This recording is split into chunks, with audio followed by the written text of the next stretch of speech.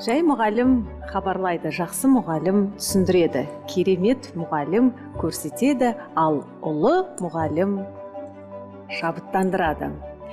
Шын мәнінде барлығы біздің ұстаздарға байланысты, себебі бір баланың қабілетін тани білсе, бір баланың дарынсыз екенін ашық айтатын да ұстаз. Құрметті үлкендер, армысыздар, сіздермен бірге -18 жобасы және мен жүргізушісі Жұлдыз. Әдеттегідей біздің жобаның маманы белгілі психолог Аида Өтемісова.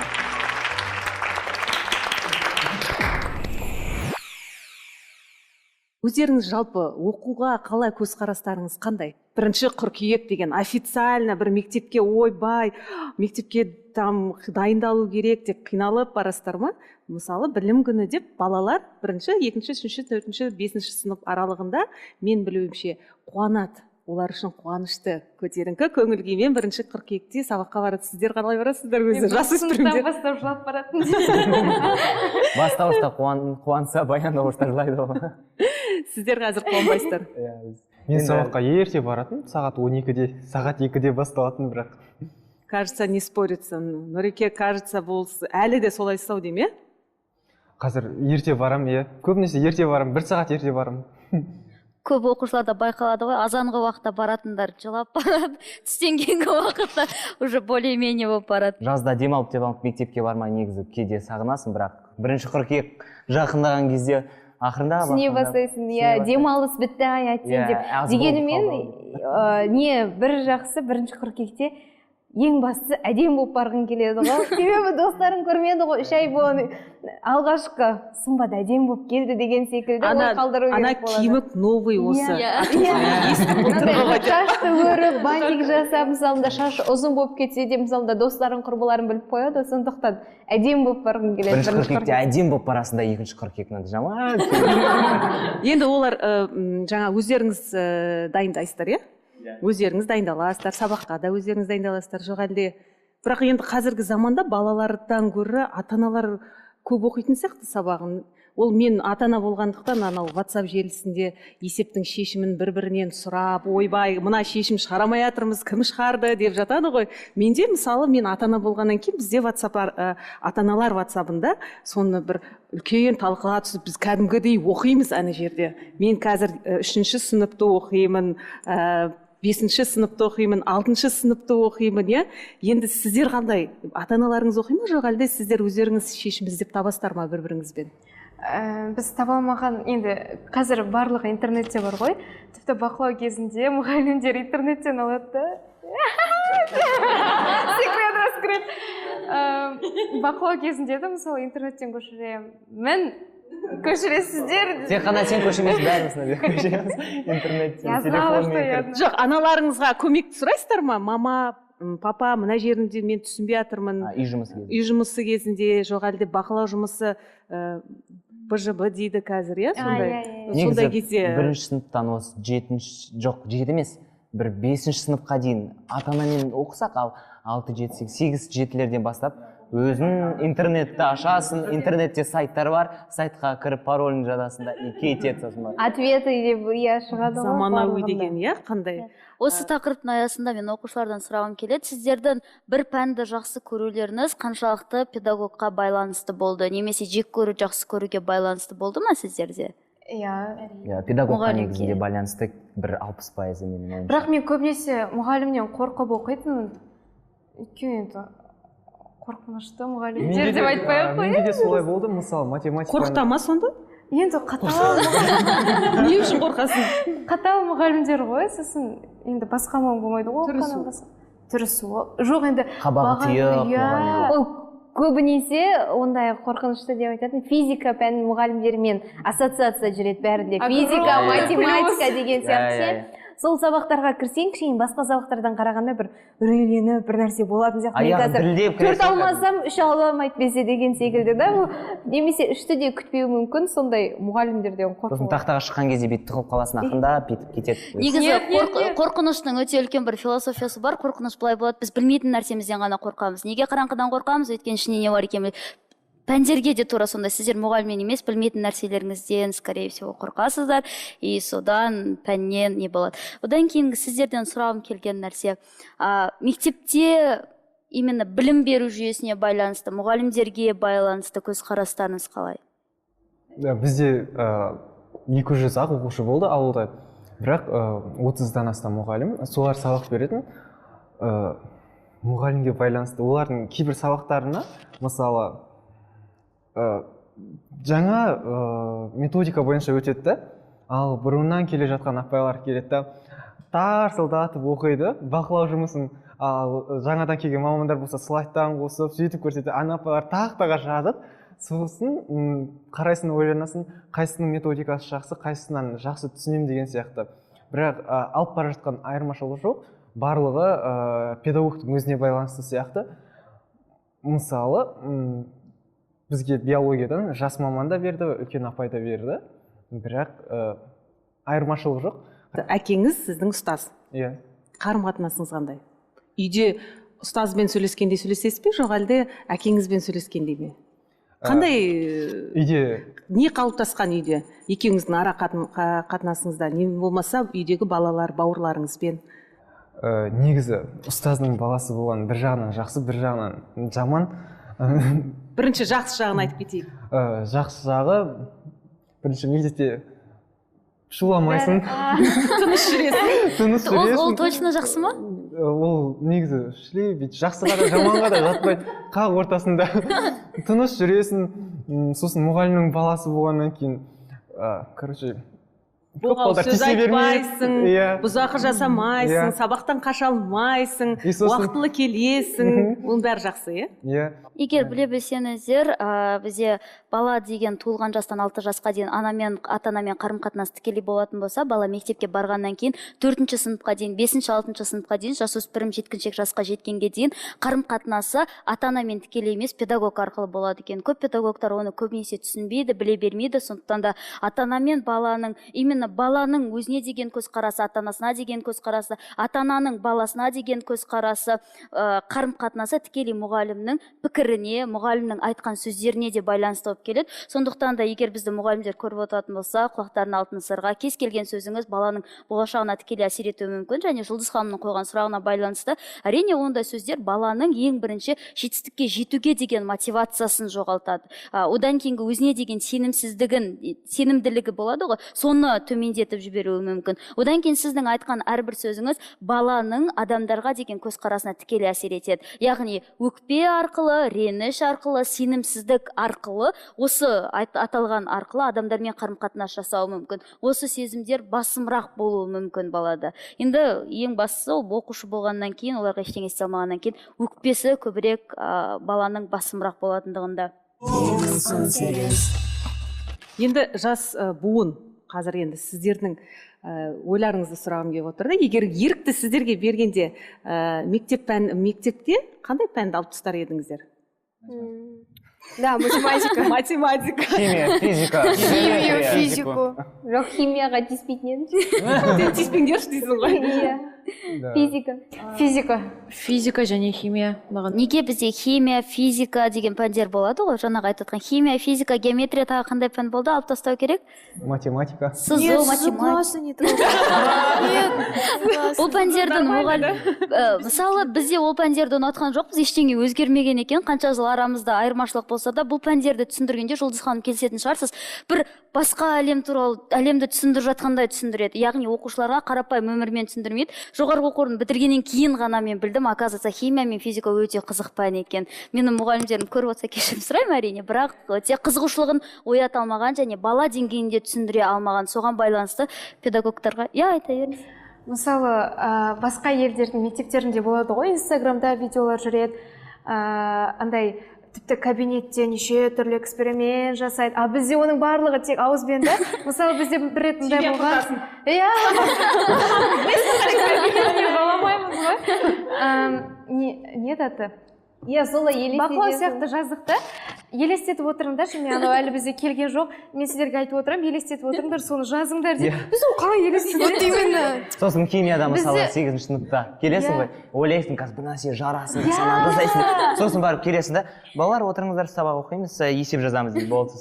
Конспект жазатын едік баяғыда физикада демек қазіргі заманның әдістемесі, беру әдістемесі ұстаздардың ұнамайды ғой сіздерге, иә? Қызық жеткісе, біз түсінетін едік қой. Да, у нас тоже так. Да, у нас нет такой прям хорошей аппаратуры, чтобы ставить какие-то... Ну, не разрешает трогать, да? Да, не разрешает. Экспериментировать что-то, Да, и в принципе аппаратуры нет. А еще, мне кажется, мечта любого школьника — это иметь такие шкафчики, как Да, в Соединенных Штатах. Біз киноларда көреміз, о шетелдік ше, армандаймыз да сондай, өзіміздің бір шкафымыз болса, сабаққа келгенде сумкамыздағы соншама 7 сабақ болмай, 7 сабақтың кітабын көтергіміз келмейді ғой, например.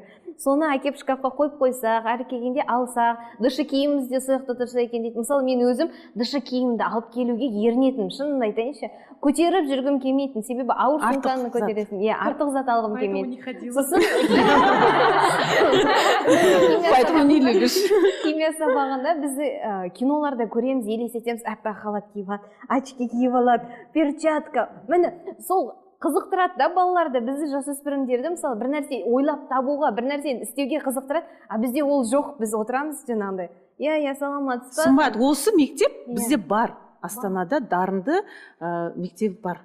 Соны барлық жаққа Өйткені енгізу жаңағы керек сияқты. сендер армандайтын шкаф болсын, сендер армандайтын жаңағы эксперимент халат киіп, онда ол бар бізде. Бірақ ол дарынды мектепке арнайы емтихан тапсырып түсіру керек. Оның да өзінің орны шектеулі. Бізде ондай мектептер бар. Ондай мектептер бар болғанымен көбейту керек сияқты сол кезде мысалында. Лучше біздің мектепке істесе екен дейсіңдер ғой, иә? Біздің мектепке мысалында мемлекеттік мектептерге сол кезде барлығымыз қуана сабаққа жүгіріп 5-те баратын едік, таңғы 8-де емес. Шынымды айтайыншы, бәрі солай ойлайды. Ол керемет, жаңа сен айтып отқаның, барып кітаптарын сол жерге тастап, киімін тастап, сол жерден сабағын оқиды кітапханасынан, а үйіне кешке жақын қайтады, үйіне демалу үшін ғана. Вот мы еще говорим, что нам не нравится физика и химия, да? А как мы узнаем, нравятся ли нам эти предметы, если на уроках мы просто переписываем книгу? То есть чисто конспекты, ничему нас не учат, ничего мы не пробуем. Вот эксперименты. А при выборе профессии насколько вам влияет именно тот предмет, который вы любите? То есть иногда такое бывает, что хотите выбрать одну профессию, но из-за того, что вы не знаете, да, этот предмет, либо вы не подружились с педагогом, да, и вы уже выбираете другую профессию. У меня, например, такое было. Ну, на самом деле сейчас чуть-чуть меняется вот система. Например, когда поступаешь, например, журналистика, да, там сдаешь уже творческие экзамены, 2 предмета, это вот история Казахстана и уход Саватова. Вот. И дальше при сдаче эссе и показываешь свои достижения. Собеседование. Да, и собеседование, вот. И вот то, что хорошо, и уже потихоньку идем ногу со временем. Но нужно много чего изменить. И еще я побывал в многих странах, например, в России и в Южной Корее. Там, оказывается, определяется шкала вот настроения, когда вот обычный школьник заходит вот в кабинет, да, а там очень ярко, красиво, и автоматически уже поднимается настроение, и охота уже учиться по-настоящему, что-то делать. А в нашей школе? А у нас как, заходишь, и там уже там доска, короче, уже поломанная, там уже что-то. Очень сурово, на самом деле. А если у нас в школах будет также очень ярко, красиво, там плакаты какие-нибудь висели, там, например, Диванчики, миванчики. Портреты известных людей, там их высказывания, это, мне кажется, очень круто. И еще больше школьной такие активности. школы есть? Ну, конечно, это уже платные школы, да? Да. Ну, то есть это не для всех доступно. Да. У кого нет денег, все, уходите, будете учиться в школе. И еще побольше бы таких школьных активностей. Вот как мы видим в американских сериалах, там есть кружки театральные. То есть они собираются и ставят какие-то постановы. Это же очень классно. Ол бізде бар. Біз қарапайым кішкентай ауыл болсақ та, біз солай мюзикл қоятынбыз, драма оқушылардан. Біз кім ұйымдастыратын? Мектептегі оқушылар өзіміз ұйымдастырамыз әр сыныпта. Активисті. Иә, одан кейін бізде жаңа музыка пәнінің жетекшісі болды, мектепте кеңесші апайлар болады, солармен ақылдасатынбыз, өзіміз баратынбыз. Апай, бізге осындай нәрсе керек, директорға кіретінбіз, бізге осындай жағдай жасаңыздар дейтінбіз. Олар қолынан келгенше көмектесетін. Біз драмаларды өз ойымыздан шығаратынбыз, кейде пьесаларды қоятынбыз. Қызық болатын, оформление барлығын өзіміз қолданып жасайтын. Жоқ, жаңа айтып жіберейінші. Жоқ, қараңыздар, сендер қойылым қоямыз деп айттыңдар ғой. Сендерде енді ауылда барлығы қазақша сөйлейді ғой. Сендердің былай айтқанда талғамдарың ұқсас. Ал бізде қалада, мысалы, біздің өзіміз қазақша мектеп болғанмен, бір 80% орысша сөйлейді. 20% нағыз қазақша келген ұл жігіттер болса, 80% сонда орыстың менталитетіне еліктегендіктен, ол жерде енді былай айтқанда екіге бөлінеді дейсің ғой тағы да. Бірден мектептің ішінде, иә? Ортақ тіл табу қиында, ал сендерде енді қанша деген тағы бір нәрсені соны ескеру керек. Ол жерде қаланың балалары болғаннан кейін оларда отвлекать ететін факторлар өте көп болады. Дайындық курстары болады, олардың тұратын жерлері әртүрлі болады, бір-бірімен қарым-қатынасы оншалықты деңгейде жақын болмауы мүмкін мына кісілерде. Ал бұл кісілер уже 200 бала болғаннан кейін бір-бірімен көрші, таныс, одан кейін тіл табысуда оңайырақ болады. Қызық тақырыпты қозғайықшы. Мектепте мен өзім басымнан өткен ол жағдай. Біз 9-8 сыныпқа келген кезде қыздар, параллель сыныптың қыздары бар, ұлдар бар, үлкен сыныптың ұлдары кіші сыныпқа тиіседі, қыздар бар өз аралымен төбелесетін. Бізде Қызылордадағылар есінде бар шығар, кәдімгідей қыздардың арасында үлкен төбелес болған. Ол конфликт тек оқушылардың арасында емес, мұғалімдердің де арасында болады. Сіздердің бастарыңыздан өткен жағдайлар бар ма? Мұғалім мен оқушының арасында менің есімде енді сынып жетекшім көрсе күлетін шығар, бірақ мен сынып жетекшім жүгіріп жүріп бір ұлды теуіп жүргені есімде. Сондай жағдайлар әлі күнге дейін орын ала ма? Қаншалықты деңгейде конфликтлер бар? Орын алады деп ойлаймын. Қазіргі деңгейде әлі де бар деп ойлаймын. Мысалы, қазірдің кезінде өзінде балалардың басынан тартып қалу, қолындағы сырғышпен, не болмасын, қолында заттармен. Ол дұрыс па? Әрине, дұрыс емес бұл.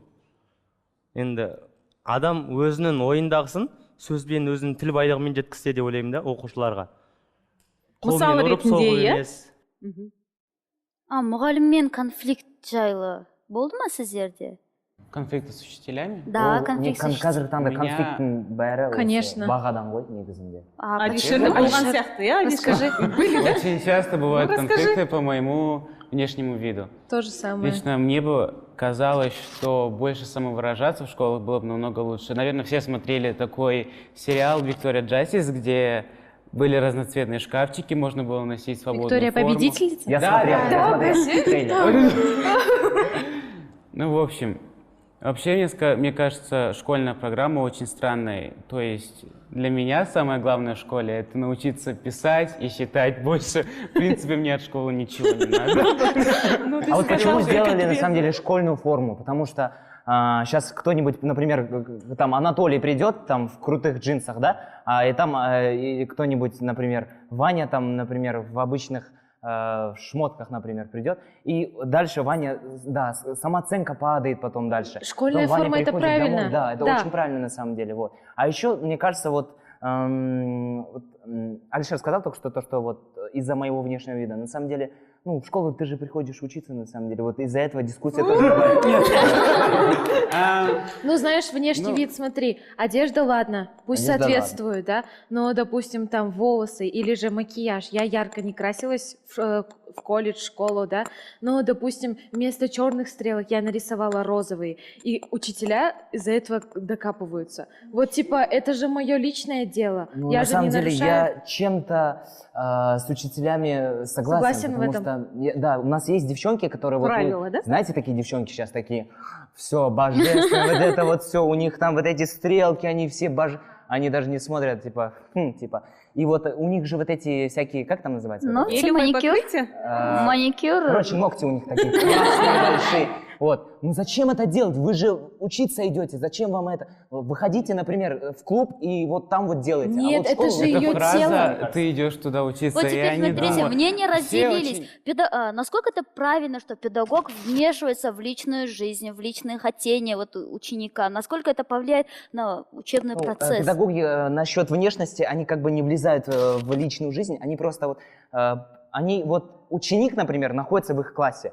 Например, подумайте, вы учитель, например, да, к примеру, вы видите в своем классе, ну вот в таких вот всяких в гелевых покрытиях, и как вы будете на это, ну вы же, конечно, скажете, убери это, ну нельзя так делать. Ну вот, хотя бы так, убери, хотя так бы, нельзя это делать, но не оскорблять. волосы Вот именно, можно получается, спокойно сказать. оскорбляют просто. вас, да? Часто бывает такое, что, допустим, нас с Алишером постоянно называли клоунами. Да, Типа, это выставляли всегда. на Мы собраниях и официальные говорили, клоуны вот, нашего смотрите класса. на этих людей и знаете, как нельзя, типа, выглядеть. Это Ну, же вы в школьной ужасно. форме ходите, да? Да, по идее, у нас в школе нету школьной формы. Ну, типа, именно у нас же творческая школа, колледж, и там, то есть, формы так особо нету. Поэтому все ходят как хотят. Ну, и раз это творческое, Но почему бы нет? тем не менее, если ты одеваешься чуть-чуть, ну то есть Поярче выделяешься, других, допустим, да. цветные колготки вместо там черных или синих, то сразу начинают А ругать. еще Амаль, Алишер, вы в школе учились, да? Я в 9 перехожу, а Мы в Амаль одной уже. школе. Ну, смотри, до 9-го вы учились До в школе, 9, да? Нам нужно носить Ходили в школьной форме? Нам нужно, но нет. Ну, нормально ходили, да? Ну, не как сейчас, да? Ходили Нет. в школьной форме? Да. Я, к примеру, Я вот так ходила. называю Кулек, школу. юбка, туфли, колготки, да? Да. Бантик. Да, ходила, конечно. И ты тоже самое. Нет, в наше время чуть-чуть по-другому. Просто вот Знаете, меня очень часто ругают, но я просто не слушаюсь. Ну, как бы это плохо не казалось. И я хотел поговорить об этой фразе «ты же идешь в школу учиться». Почему-то все очень обесценивают социализацию в школе. А еще Мне один кажется, момент, да. А вот и у нас девчонки есть, которые вот с гелевыми покрытиями ходят, же красные. Пускай, девчонки, я хочу у Алишера спросить. Не, я сейчас очень быстро расскажу. Вот учителя говорят, чтобы завтра этого не было. Вот прям такие говорят, чтобы завтра этого не было. Хорт на ноги, да? Вот. И они, короче, завтра приходят, вот завтра, сегодня-завтра. Вот они приходят и, короче, прячутся. Тупо школу прогуливают, чтобы они обратно не говорили, не ругались. И еще один момент, они не учатся. Я хотела добавить насчет конфликтов. Мне кажется, что учителя сами их создают. Да, Ну, ладно, у тебя вот внешний вид, ладно, забей. Ну, вот я хотела с тобой поспорить немного. Вот девочки делают, например, за 10 тысяч, да, тебе реснички и ногти. Ну ладно, так в школу приходить нельзя. Но на следующий день просто ты не можешь за такие деньги ты это сделала и снять просто потому, это что она 100%, нагрубила. Поэтому мы прячемся. Да. И даже получается. Но на самом деле... Получается, было Не такое, учитесь, что вас прячетесь, и потом оскорбляли, да, за это? Ну, экзамены. меня на самом деле не оскорбляли, я всегда... Меня только постоянно ругали за кроссовки. Ну, не нравятся мне школьные туфли, просто не нравятся. Мне нравятся более кроссовки такие. И вот, насчет этого еще просто учителя, они всегда выбирают себе жертву.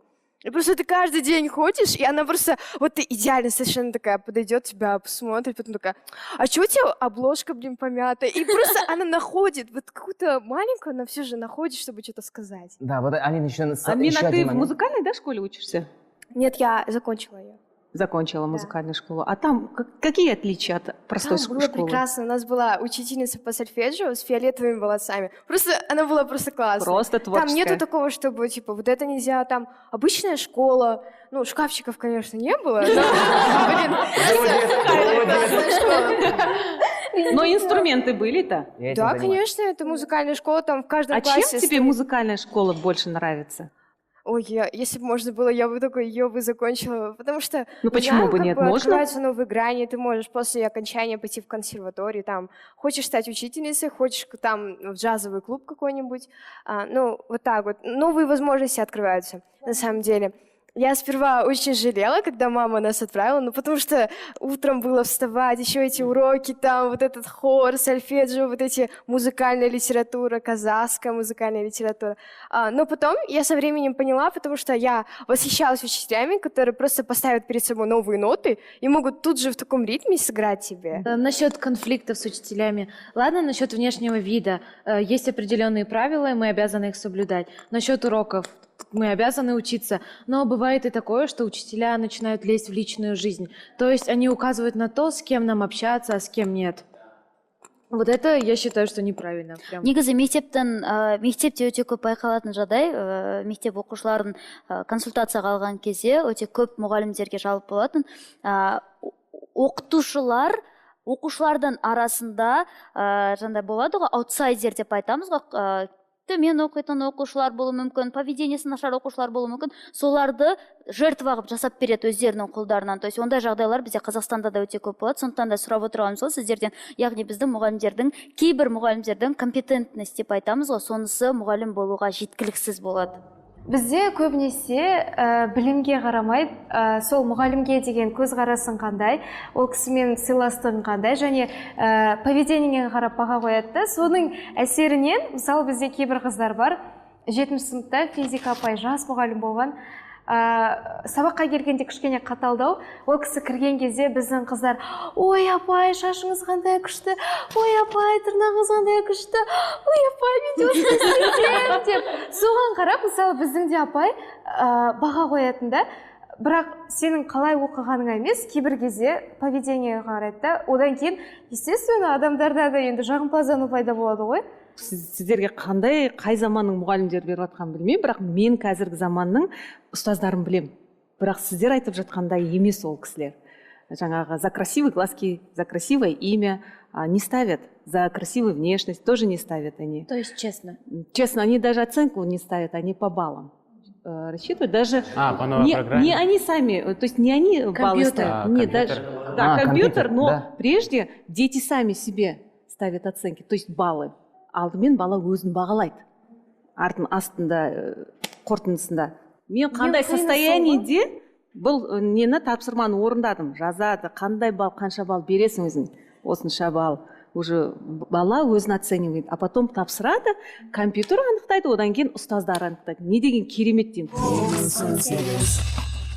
Мамандық таңдауда сонда ата-аналар үлесін қосу керек пе, ұстаздар үлесін қосу керек пе, өздеріңіз мамандық таңдауда көзқарастарыңыз?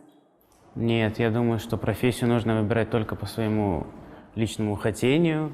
И в любом случае ты никогда не знаешь, в какой момент ты можешь умереть, или там от сердечного...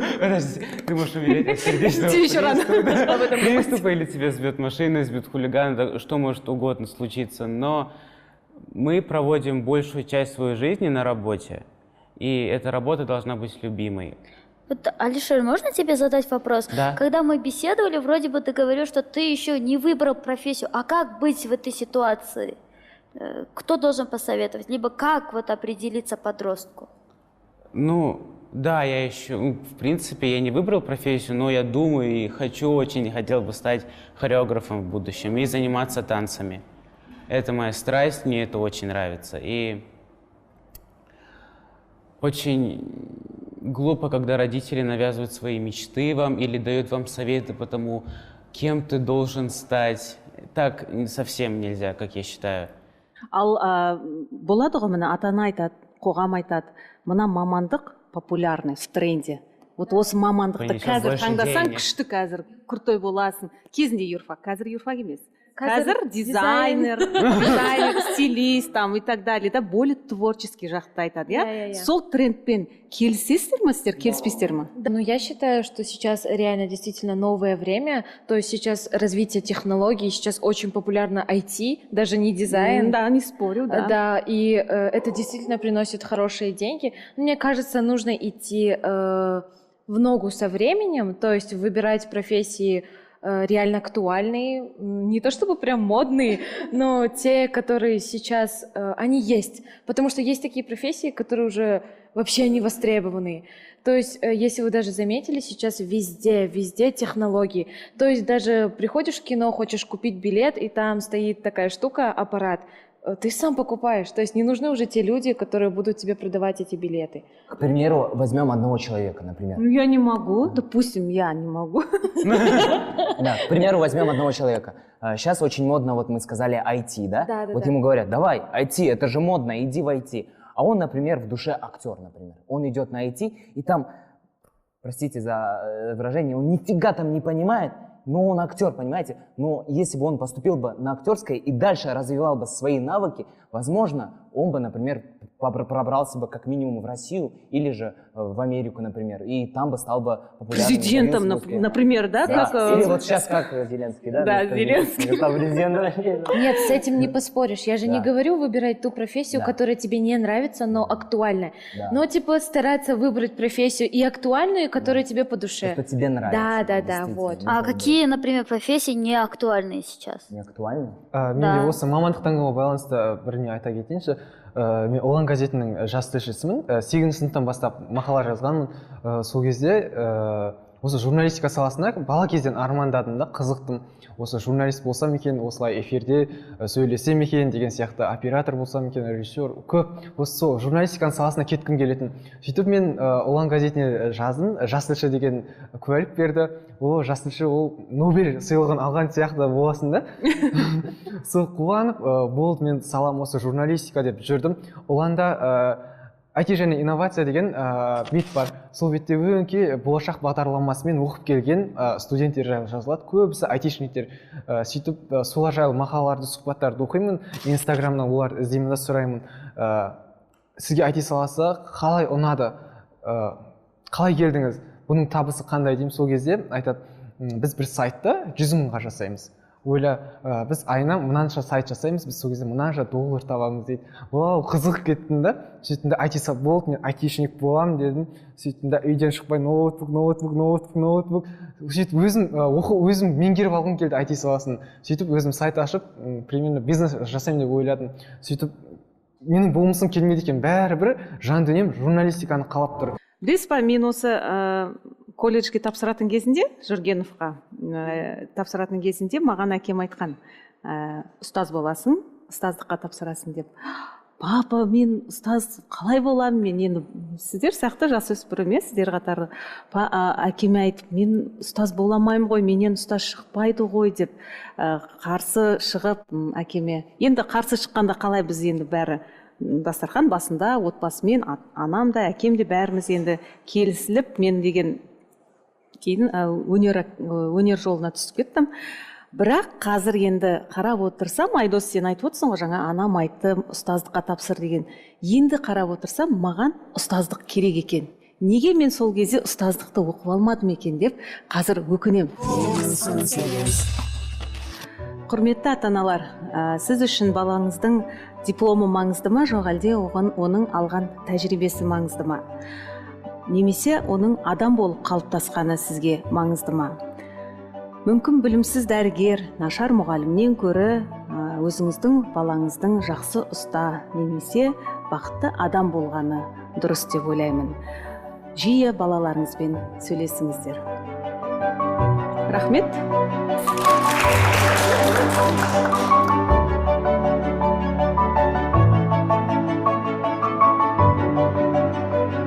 Ең бірінші ата-анаға айтқым келеді, өзіңіздің орындалмаған арманыңызды балаға навязывать етіп қажет емес. Ол ең басты дүние. Сіз дәрігер болғыңыз келді ме, балаңыз дәрігер болады деген сөз емес.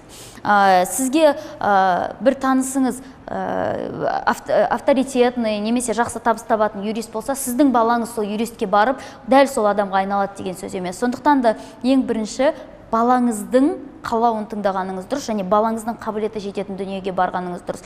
Әрине ескеру керек, баланың аты бала, қызығып қалуы мүмкін. Сондықтан да оның таңдауы дұрыс екендігіне көз жеткізу үшін балаңызбен сөйлесіп, тыңдап, аргументтерін тыңдап, неге именно ол мамандық екенін тыңдау арқылы, және кеңес алып мамандардан, мұғалімдерден кеңес алыңыз, немесе тесттер бар ғой, әртүрлі мамандыққа икемділігін анықтайтын. Сол тесттерден өту арқылы балаға барынша жағдай жасау керек. Еркі екен деп беріп қоюдың қажет жоқ, өйткені бала сіздің сөзіңізге ермесе де мұғалімінің немесе сыныпындағы достарының сөзіне еріп дұрыс мамандық таңдамай қалуы мүмкін. Көз жеткізіңіз балаңыздың ол өзінің таңдауы екені және ол жүрек қалауы екендігіне.